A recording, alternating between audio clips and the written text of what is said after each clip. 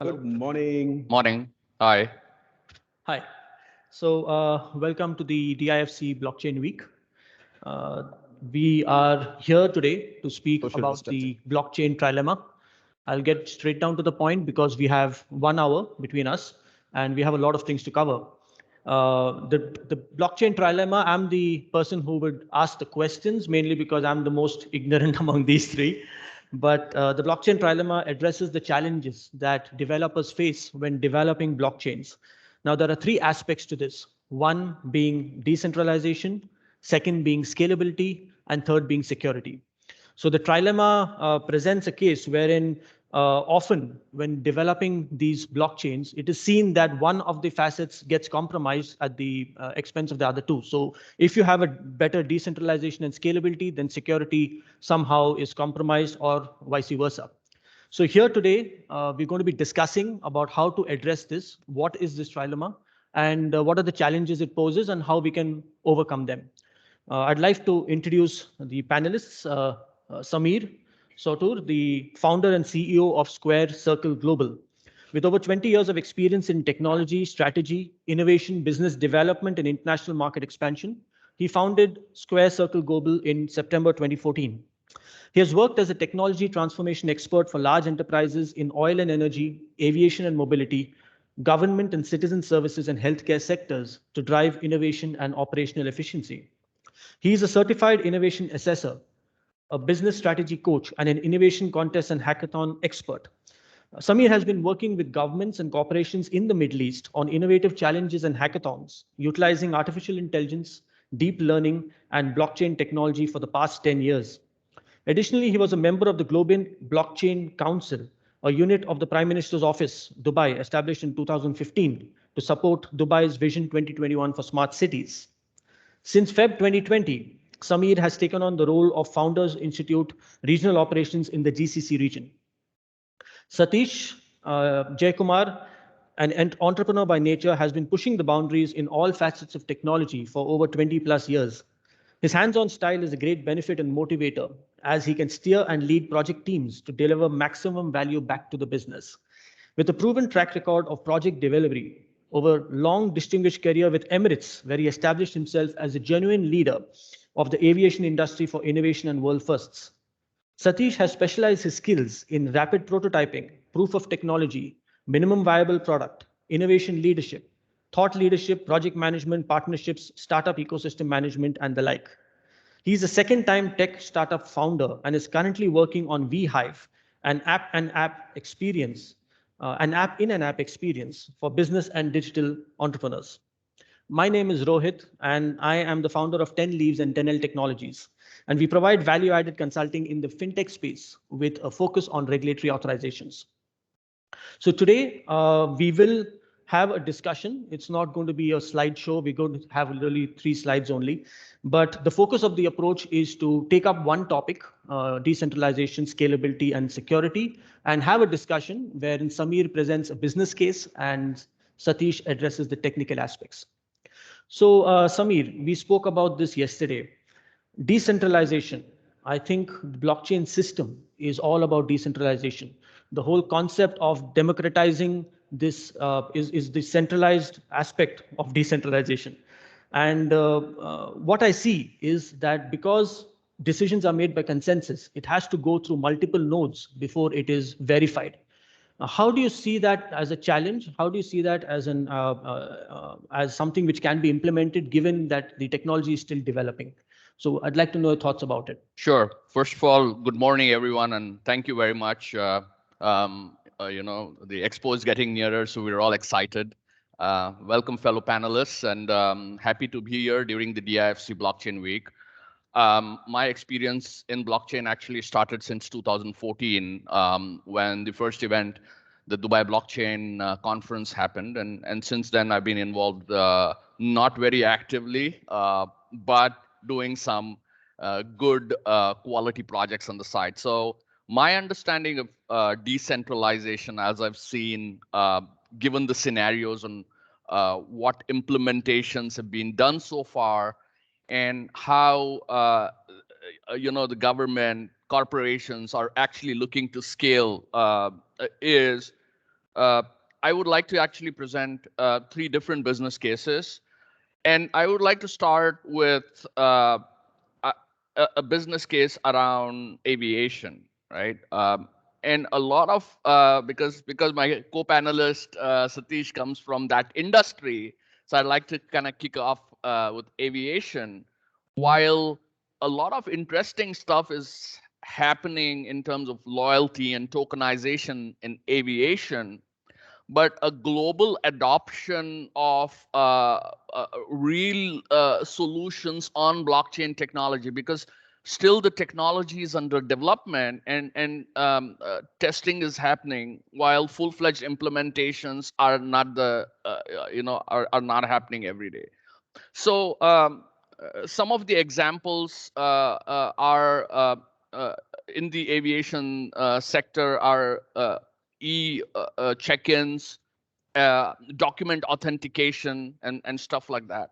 So I would like to touch a point on loyalty while involved with some of the interesting loyalty framework, where one of the business case was decentralization using micro redemption, and this was a very interesting case where a lot of challenges we face as loyal frequent flyers are we are not able to redeem those points, or we're not able to kind of get those benefits very frequently. So the concept of micro redemption using the decentralized techniques is really interesting, and I like Satish to kind of delve a little bit more into how the technology works from a from an airline or from an operator perspective, to kind of give a minute or two description on the back end of the technology, and what could we do to kind of mass adopt this technology. Fantastic. Hi, Satish. Pretty much hands-on on blockchain. I've done 4 blockchain projects in the enterprise scenario. First of all, the interesting aspect which motivated me to come into this blockchain is this Web 2.0 transition to 3.0 transition, right? So we all know about the famous Facebook, Instagram, Snapchat, and all those things where privacy, we seriously don't think much about privacy, and where the systems are mostly centralized. And that's when this 3.0 or the mandate has come to, focus more on decentralization, the first one, and then privacy, and of course, security and other aspects of it. So that's where blockchain becomes interesting.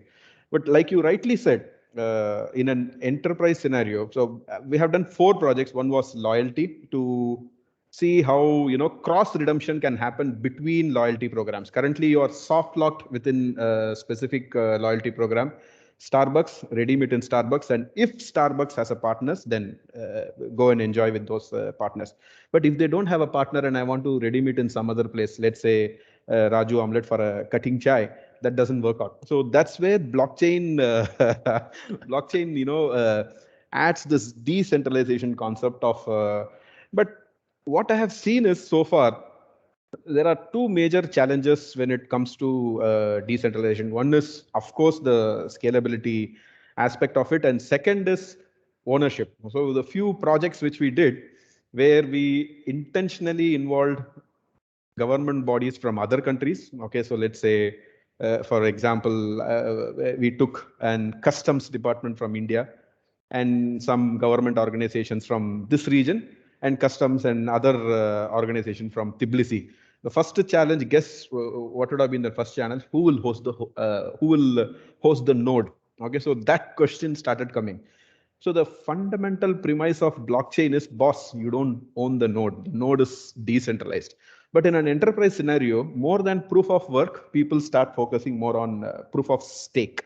So stake has become important. And so if a new solution is getting built, I strongly believe that moving out of work and getting into stake could be something interesting. My question here is, when you look at the trilemma now you talked about decentralization.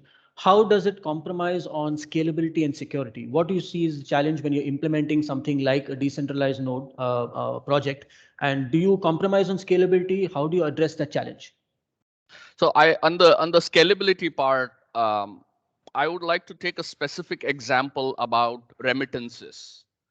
Remittances here from the UAE to rest of the world crosses over $30 billion. And some of the large fintechs, and my definition of fintechs is the all-inclusive, the banks, the startups, everyone who's actually part of the fintech financial services ecosystem. What we have seen there is how can we remit without any friction. Okay, while the fees still remain a challenge, right? We still end up paying $3 to $5 per transaction, depending on how much money you're remitting. So it's very, very transaction based still. Banks charge a higher fee, right? So when it comes to decentralization, obviously, as Satish mentioned, the proof of ownership and the transactions are decentralized. How can a government body, and there are fantastic examples in the fintech space here. One of the examples is Ethereum, where they've made this entire infrastructure autonomous, but still using traditional cards to kind of pay. But it's a good step towards kind of liberalizing remittances and kind of paying for government services. How can we solve the scalability issue?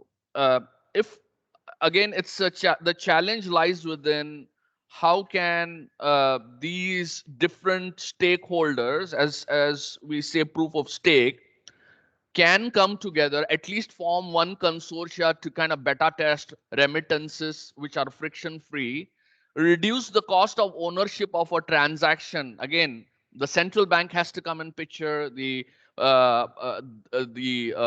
different and DIFC has a fantastic sandbox of about 13 banks which are working closely to solve the scalability trilemma, right? So I think there is work going on the back end. But still, a lot of issue is banking the unbanked. In Africa, in Asia, in India specifically, in other parts. How can we really frictionlessly remit money, and that money gets utilized by the real beneficiaries, and also that utilization can be tracked. So there are fantastic startups coming which can actually have monitoring of this remittance to the utilization of that remittance. All right. So very, very interesting scalability is happening.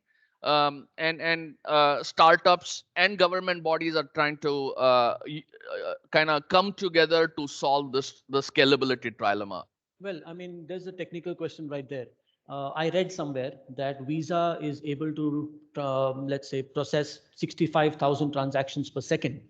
In decentralized models, you have multiple nodes who are verifying this rather than one central node.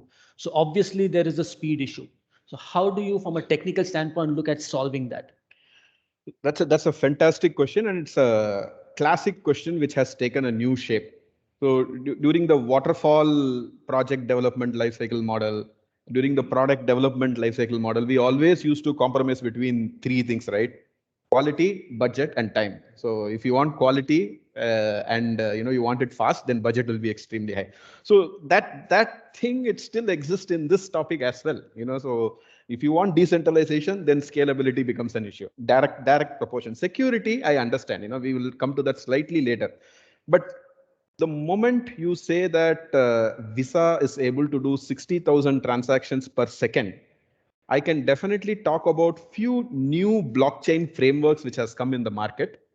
I'm not sure if I can take names here because I'm not promoting any crypto or something like that. But there are blockchain frameworks which support 60,000 transactions, and there is ETH 2.0 which is supposed to support 100,000 transactions per second. So you may ask a simple question that, Satish, Bitcoin does 2-3 transactions per second. The current Ethereum does 10 to 12 transactions per second. And how are you claiming that, the new ones, the new frameworks which are coming in blockchain can support 100,000 transactions per second?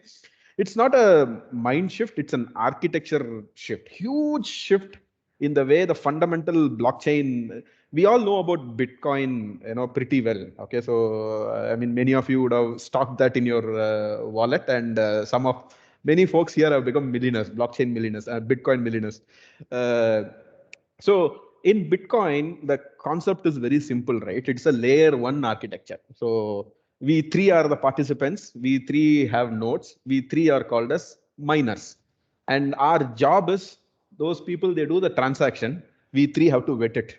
And after you vet, I don't accept that you have done it, or we don't accept that you have done it. So we come into a consensus mechanism.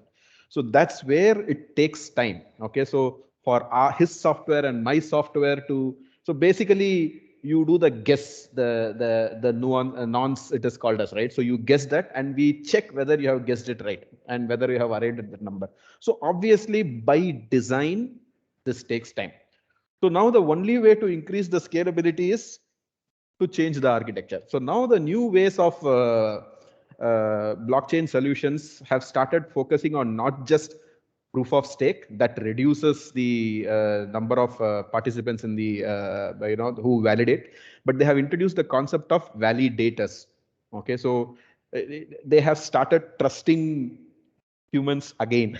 Yeah, it's like a verified by Twitter, or right? They have started trusting human. Blockchain has included humans in the equation. I'm feeling very proud about this, because originally it removed the humans from the equation, right? So these, about miners, we just spoke about miners. These validators are based on your society status. Okay, so you have 32 ETH, you participate as a validator in the equation, and we too will not leave you to be happy. We will constantly monitor you, and one wrong act you do, we remove you as a validator.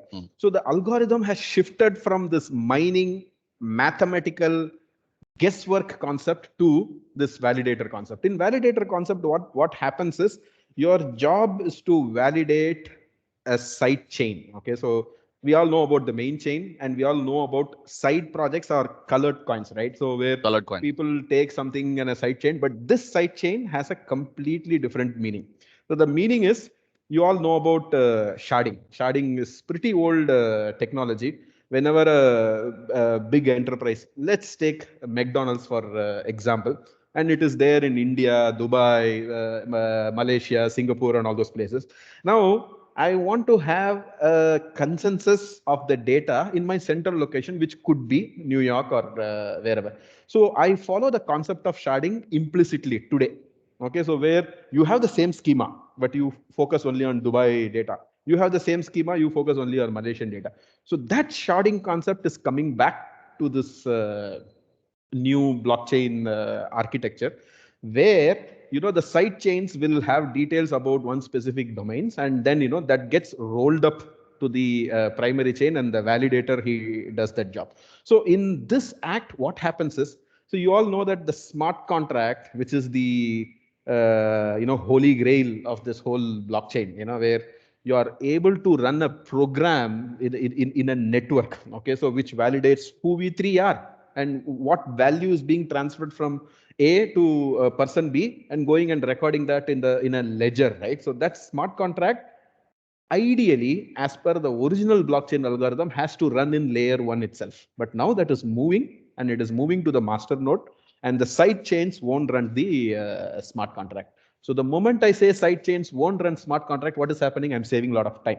So, by this architectural, is this right or not? We are not going to debate about that, because there are parallel algorithmic designs by few other blockchain folks who have gone into a completely different way of, attesting transaction. We knew proof of work, we knew proof of stake. Now proof of history has come. Okay, so, and they started trusting the clock, the internet clock in the whole network, and they started time stamping and doing a cross verification of that. It is like you're reading a newspaper today, and there is a clock here. I have taken a photo. and tomorrow this photo goes into the. So that's one more way of increasing the speed of the transaction. So coming back to the main topic, so there is this docking concept of docking separate transaction, sidechain concept, that is another transaction, taking these transactions into a master node, and then proof of history concept. These are all the different ways in which I guess you will be able to increase the scalability, but there will be a little bit compromise on decentralization. Yeah, and just to add to Satish, uh, uh, is it audible? Okay, Brett. Some of the storage mechanisms have also been transformed, like in terms of scalability, BigChain DB and those kind of humongous autonomous databases have started coming to support the blockchain architecture, which is, I would say what Satish put in technical terms, I would say node-free architecture. So more transactions can be processed autonomously, obviously verifying proof of stake, history, and all of that. So scalability is kind of increasing quite rapidly. Again, whether the world as a whole is able to adopt, my question to you, to companies and government implementing blockchain and validating blockchain solutions is one. Do you have enough use cases to really validate what are you going to do with that blockchain architecture? And do you have a separate budget research and development wing to really focus on blockchain development, right? If I am allowed, I would like to talk a little bit about NFTs. So people have problem, you go and solve that problem. Now the trend has slightly changed. Okay, I am also an entrepreneur, so we have technology. We want to go and put that technology into that problem, right? So blockchain, ideally, you spoke about database, and that triggered me this Sure. topic. So we all know that the original version of the blockchain architecture used very light database and very light processing capabilities at the end for a single transaction. That became slightly heavy in the second generation blockchain, which is Ethereum and things like that, right? So Ethereum started the concept of running a program, a virtual machine, Ethereum virtual machine in the node, okay, in the network. So now it is moving further. I mean, since you said database, now they have increased the database, which was supposed to be a 70 MB, 50 MB database to a huge database where they want to store the documents also. So the NFT is coming in that direction, right? So I have an image, I will certify that image, and I will give a digital signature, and I want to store it somewhere. So IBM cracked this in a slightly different manner. So when they came up, I feel like I'm talking about Nokia when I say IBM Hyperledger. So Hyperledger was doing really good. I want to find out where we were contributing to Hyperledger. Yeah. So basically, they came up with the concept of vault. Okay, so where you store all these documents in the vault and then take a signature and put it in your blockchain. But now things are moving in slightly different direction, where inside the database itself they want to put everything. So that is going to be costly, is what I feel. Right. Okay, so hearing this as a layman, okay, let me say if I am the head of RERA, a Real Estate Regulatory Authority of Dubai, and I want to implement smart contracts on all the real estate transactions. Now, you just talked about multiple ways of implementing blockchain. You talked about challenges in scalability. Now, RERA would have a lot of scale. How am I comforted, or when can I think about doing something like this, with knowing that it's still under development? We have a lot of, let's say, different ways of doing it. So I don't know which one is right, which one is wrong. I go to one consultant, maybe he says this is the way to do it, and someone else says something else. So that again comes back to the problem of scalability, given that I need it to be secure. Now that's the third part of it, because earlier we had security breaches where 100 passwords get leaked, 1,000 passwords get leaked. Now we have breaches where 500 million passwords get leaked. So I don't want a situation as the head of RERA to understand suddenly that all my real estate transactions are out there for everyone to see. How do you address this problem? How are you able to comfort me that yes, we can implement this at this scale, not compromising on the validation, at the same time not compromising on security? So I want to take the RERA example from two standpoints. One is, let's take two specific use cases. One is the geo mapping, or here they call Makani. When you really want to register for a contract and you need the specific location number, and that number actually helps you kind of get to wherever you want to get, and then register your property, rental or owned property, obviously with the authority, with RERA, as well as then avail municipality services, and so the whole ecosystem can open up. In that use case, which is, I would personally say it's security free, because it is just the geolocation data which we are utilizing. Okay, when it comes to transactions and personal data, that time, the chief of data at RERA can really kind of sit back and think, what is the architecture we want to implement, and what is the best way to implement, and then which are the other entities I really need to integration with, right? For example, there will be banks who will also be transferring data between RERA as well as municipality. It could be non-financial data, it could be financial data, it could be a whole lot of other data points which are required for authorization of that particular property, whether it's a rental apartment. And now also we have the Emirates authorization or credit rating bureau. Okay, so in order to kind of issue a credit cleanliness certificate, that credit rating bureau also, are you able to really buy that property? Is your credit history and credit rating clear? All of these elements have to be considered in order to make just one decision on allotting the number, the geolocation number, Makani number. And once that is tagged and once that is identified, which they've done a fantastic job so far, how can that be translated to a blockchain infrastructure? And then when it really paying for those government services using that number, okay, is what will concern the header data.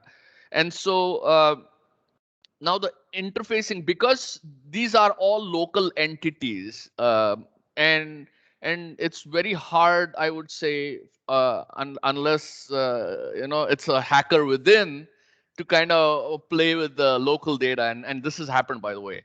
So I think when they have stricter and stringent MOUs between these entities, there's a lot of privacy and everything ensured. And so from a security standpoint, from a implementation standpoint, I would actually like to kind of get Satish's views on what header data comes, what would be the ideal architecture, where should we start from a blockchain implementation perspective, and are we able to really experiment with all the use cases, or just one or two use cases and then roll out to the larger ecosystem? Yeah, fantastic. That's a very important discussion. So Rohit, you touched upon two things. It was not just security. You spoke a little bit about transparency also. So both of them are slightly different. Okay. You spoke about privacy. Privacy and transparency is almost same. Security is different. You spoke about hacking, and so I would like to go one step back with respect to security, and then I'll come back to your question, right? So guys, blockchain is 8 years old. 2008 it started, right? Yeah. And how many times have we heard about Bitcoin blockchain, the core ledger being hacked? Zero. Okay. Yeah. So there are many applications which are coming on top of these blockchains. For example, the exchanges. Yeah. Okay, so exchange is not a blockchain solution. Exchange is a normal program which is written on, it's a trading kind of an application which is tweaked from the typical trading, and it is brought into this crypto space. And in this space, people are trying to manage this username and password. Yes, it is prone for hacking. That depends on the chief information officer or the chief technology officer of that exchange. Okay, so that's not a blockchain problem. Having said that, am I saying that blockchain never had a problem? No, it had a problem when it came to the second generation of blockchain, which was smart contract. The moment we say anybody can write a code, that's where the code quality gets compromised, right? So I am assuming you indirectly highlighted about the DAO attack which happened.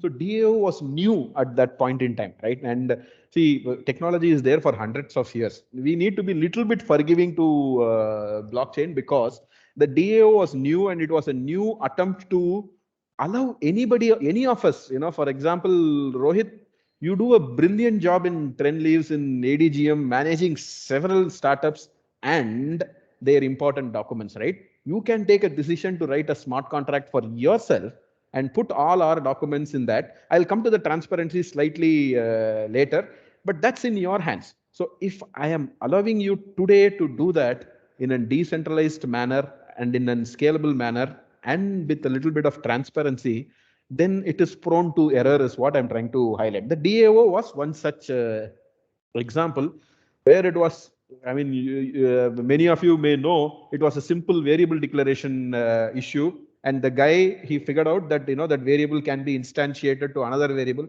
And he kept on adding a number and finally tried to remove it. But the beauty of that thing is they caught it and they got that money back. So that's with respect to security. Security has layers. There is a blockchain security, there is a D-app security, and then there is a front-end application security. Blockchain security, it has gone to a level that it has become mainstream with respect to how the future applications, decentralized applications can be written. And that's the reason I think, this blockchain week and all those things is happening. So we will not discuss about this security. Now let's come to this transparency part. Transparency, it purely depends on you. Okay, so it's your wish how much ever data you want to expose. Blockchain gives you inherent capabilities of public address to public address transaction, the value, how much value was transferred. After that, where did you transfer that value? That view is by default inherently designed in that blockchain architecture. Do you want to leverage that? Is a question which you should ask to yourself. For the applications I built, now instead of going to the land RERA example, I'll come to 10 leaves example. It is almost same. So you have my startup beehives several documents. As we speak, we are working on an article of association, and you may want to digitize that and store it somewhere. Now the call is in your hands. Do you want to show the document, take a snapshot and show the document to everybody, or you share the document and show only the cryptographic value? With that cryptographic value, none of us will be able to understand what is that all about. So it purely depends on the individual design and individual requirement. But there are many use cases where people intentionally want to showcase the history of a land dealing. They want to know who has owned it. So back home in my place, we call it as a mother document. Mother document is Khata. Khata. It will trace back to the original this thing. So in case you want such a solution, then go ahead and build a solution. Blockchain gives you out of the box. If you want to customize that, then again blockchain gives you the SHA concept, where the photo cards, national ID cards, and many digital documents, passports, it can be shared, and that SHA can be stored to you, and these documents can be kept in a safe vault. Okay, so what you're telling me is that security doesn't need to be compromised at the cost of, let's say, decentralization. But what about the scalability? As and when that's a very good. I forgot. Sorry, my bad. I forgot about that. So that's the 51% attack which you are talking about, right? That's definitely a problem in the sense. So far, the computational capabilities has not given route for 51% attack. We don't know what will happen when quantum computing comes into picture. Okay, so we don't know what will happen. But the way ETH 2.0, and I'm sorry, I'm taking that ETH 2.0. Okay, let's take Solana for another example, Cardova for another example. These guys, they are keeping this quantum computing's capability in mind when they are designing security also. So that's the reason they have brought back humans into the equation. So that's the answer for that. Okay. So let's say today, as it stands today, when you're looking at this trilemma, which part needs to be addressed the most? and where do you see the most challenge? I think from a everybody, including Apple, is making security as their business. So a lot of compromise, a lot of data compromise is happening on the aspect of security. And if you look at some of the architectured applications already, as Satish rightly mentioned, that you will find that these applications have either very less poorly built application security. Maybe it has a good server security, but the application security itself, which is actually prone to hacking and stuff like that. So I think the biggest one is again when government is implementing programs like smart cities and integration of real estate documents, the food supply chain is getting integrated into your day-to-day lives, right? Your transaction data is being exposed out there. Unless and until you build a very solid and secure infrastructure, okay, as simple as even your app downloads are not secure, so I think in the whole blockchain trilemma, security in today's context plays an very important role, based on which companies and governments who are actually have a secure infrastructure, with security they build trust and that trust increases adoption. That adoption increases scalability, right? And so it's a very clear progression of the trilemma. And so if with that and with that scalability, obviously autonomous systems, including the DAO, can be decentralized in a way that it could have automatic consensus and those kind of infrastructures can be built. So security, going to the next level, scalability, and then going to the third is decentralization. This would be my point of view on how we can solve this trilemma. Okay, and Safe answer, huh? and my last question before we maybe open for some Sure. questions is you talked about processing the number of transactions is increased beyond 60,000. Visa, I'm just saying Visa because I read it about it, but let's say a system currently, a centralized system uses X amount of resources to process Y number of transactions. How different is it in the blockchain world? Does it require 2x or 3x or half x Very of good what question. it requires for the Y amount of transactions? Very good question. Before that, I want to add one point to what Samir said. So a small flashback. So my days as head of technology innovation for 15 years in world's biggest airline company, I was proud and happy to do permissionless innovation. Okay, so I had a community called as Heads community where we are like extremely interested in doing technology innovations, technology proof of concepts, and things like that. Having said that, even though we did permissionless innovation, the one thing which was extremely important for us was security. Because if you compromise on security, then everything is gone. So whatever you have built, if it is not secured, so security is definitely important. But having said that, I am unable to rate security, scalability, and decentralization, and I would like to give 3.33, 3.33 to all the three, because all the three has become extremely important, right? So Web 3.0 advocates permissionlessness. Okay, Web 3.0 advocates privacy. It advocates decentralization. It also advocates security. So it has to be all the four. And to answer your question, guys, you want to contribute here, my friend? No, something interesting is going on there for sure. If it is blockchain related and if it is trilemma related, we would love to hear. Yeah. So to answer your question, so that's the fundamental challenge. Okay, so if I have 60,000 nodes and if I have 16,000 validators, I am able to produce 10,000, 100,000 transactions per second. Somebody has said this. Okay, so now the question is, if I keep on increasing the nodes, will the transaction speed increase? It shouldn't be designed like that, is my point of view. But the moment you add so many validators into the equation, you are losing a lot of money on the power and things like that. Right? So that green initiative part is completely going off. So it's not just my recommendation.